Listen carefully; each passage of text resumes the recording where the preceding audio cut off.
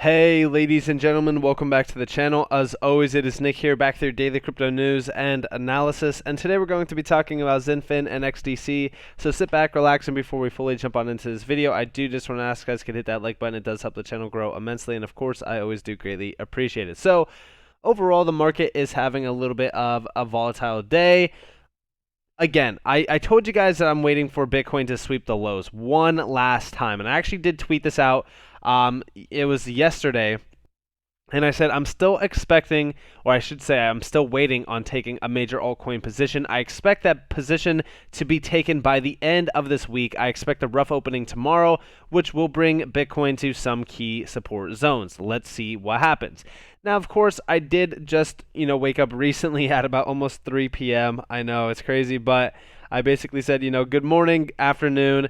We are seeing some nice price action right now, but I don't flip bullish short term until Bitcoin is back above resistance. I'm still expecting lows to be swept. Patience is key here. And of course, right now, we are seeing things happening right now around Bitcoin. We're seeing some nice impulsive moves, which I like to see. I always, welcome these nice wicks down because this is overall mass capitulation. We've always seen this happen. Usually these result in a bottoming figure, and then we kind of just continue that upward swing. Now, could we be bottoming out around this level that we just came down to? Yeah, 100%. This could essentially be our bottoming point where we have that nice recovery rally before we see more pain. It's more so around this level at 29K, if you will. But I'm still expecting these levels to be visited one last major time before we do fully have that nice recovery path above key resistance. Now, this is that 28.6 to 27.7K level. I'm expecting that to be swept. Now, where do we really kind of look at to see major strength on Bitcoin and we actually get bullish? Well, that is either above the 200 EMA at 31 point almost 3K. It's like $31,265. Or we could just break above this key resistance zone that we recently tapped back in, the 15th, which is at 31.4K. And you guys do see what happened when we rejected off of that area. We came down to test this 28.6K zone. I'm still expecting that area to be tested, which again will give us some cheaper buys throughout the entire market. Xinfin is one that I've definitely been watching for some nice cheap buys. I have this area down here, which is a demand zone going back as far as March of 2021. Now, of course, we did tap this top point, which is at the candle wick that we seen just recently in May 12th to be exact. This is at about 3 cents. It's 0.032 cents. Now, of course, this was the tap that we seen back in March, but ultimately we seen a little bit lower to be tested at about roughly 2.5 cents almost. So I'm watching this area closely to see if we do get some buys down there. I think that right now we are seeing some nice levels being tested on XDC, and I think that the level that we recently just tested was a perfect area to really kind of get into XDC because, again, from these bottom figures, the fib outreaches are pretty significant. So to me, I think that XDC is a perfect long-term buy. I think that XDC is a great buy point even at this current level. It all depends on how long you are willing to wait for profit to be, seen. To me, I think from here, a 10x opportunity is easily, hit. At 40 cents, look at the outreaches here in terms of the fib outreaches. 45 cents, almost 46 cents would be the 2618.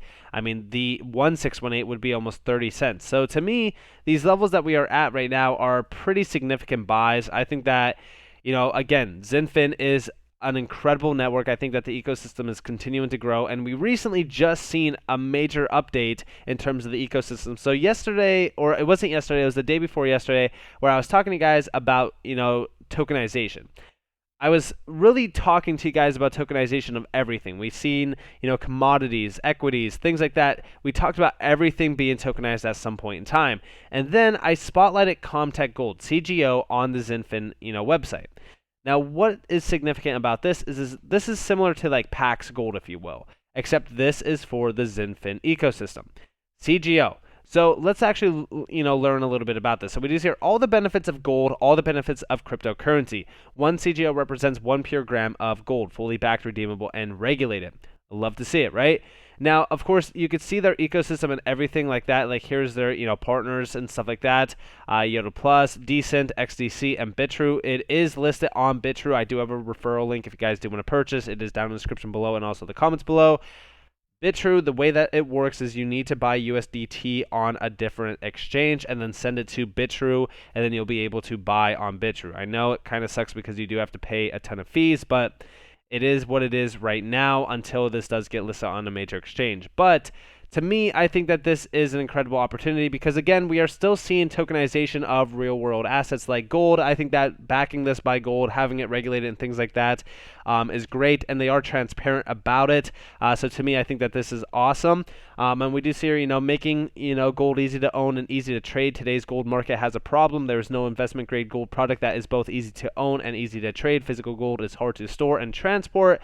Gold futures are easy to trade but don't give you the ownership of the underlying commodity. Our coin solves this problem by providing a 100% gold-backed cryptocurrency. Here are the features of that: token, size and pricing, Sharia principles. Each token follows 100% Sharia guidelines, making it the first token of its kind. Each token is backed by a clearly identifiable piece of gold that carries its own audit trail of its transactions. I love to see that.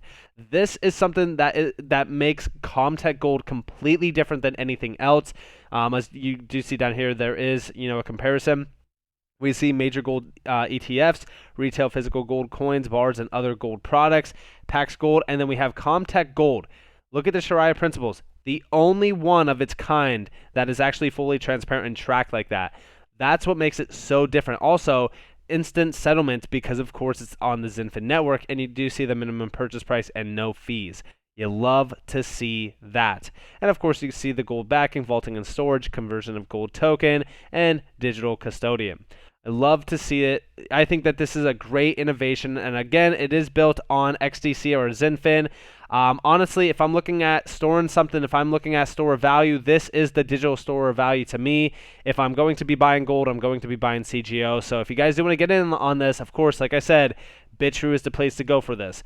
I think that this is awesome. A lot of people are trying to buy gold right now. This, to me, it just is like a no-brainer move. If you are in the Xinfin ecosystem, if you are an investor into XDC and you want to buy gold or anything like that, this would be the move for gold. So with that in mind, I also want to talk to you guys about a few things. So we do see here, just to start, more to come. This is from Andre Casterman talking about accelerated payments, basically doing this 750 million euro, advancement to, again, SMEs. And this is, of course, with TradeTech and Xinfin. We're going to be reading it. So here we have it. UK-based alternative finance company Accelerated Payments has advanced 750 million euros to businesses as companies emerge from the COVID-19 lockdown.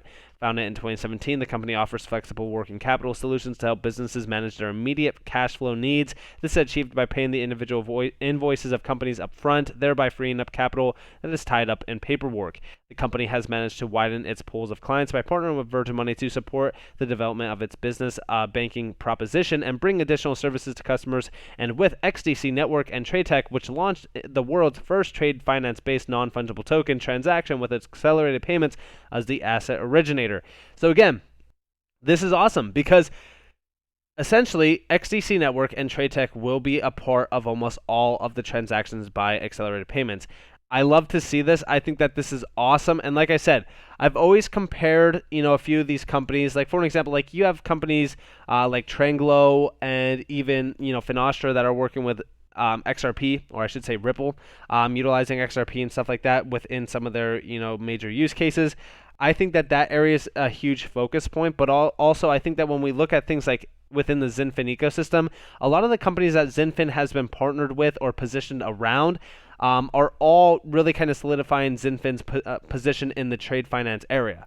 So to me, this is awesome. I love the fact that they are focusing on, trade finance within this as well. And we do see down here, the company is keen to support more British businesses. Since 2021, it has seen an increase in exports to countries outside of the EU post Brexit and longer payment terms. Accelerated payments can offer liquidity during this time, as it has experience with SMEs trading internationally, a point that sets it apart from other fintech providers. You love to see it. Now, also, we did see here, now accept, transparent and efficient documentation and payment standards for TradeFi like XDC. Just a thought. And we did see here from the European Commission And this was, pretty significant. I thought, maybe could, Xinfin or XDC be utilized within this? Let me know what you guys think about this. I think that this would be a perfect area for Xinfin, but we do see here the transatlantic, trade partnership is the strongest in the world. The second Trade and Technology Council starts today in Paris to further strengthen trade, investment, and technological cooperation between the EU and US. Now again, notice where they're, starting this in. Paris. To me, this could have direct ties to Xinfin. I would say that when we look at things happening around the world, I think that this is an area to really kind of focus on. But also, I think that when we look at Xinfin, it makes no sense not to utilize Xinfin for a lot of things within trade finance. I look at trade finance as the major stepping stone for Xinfin and XDC to truly disrupt, similar to like cross-border payments with XRP, or even like, there's massive markets that HBAR is essentially disrupting, but you guys get the gist. I mean, honestly, when we look at trade finance, it's just an area that's so easy for, Xinfin to disrupt. We also do see here the graph, which shows the growth in numbers of the Xinfin XDPOS network from 2019 to 2022. Look at this. This is actually pretty significant in terms of the contract deployed, active addresses, and total transactions. And we really started to, pick up a lot of speed in, 2022. This is huge. And I'll just open it in a new tab just so that you guys can see it. So here we have the number of contracts deployed on the XDC network. It is exploding in use. It's insane. We also see the active addresses, number of active addresses on the XDC network in March of 2022. Look at that.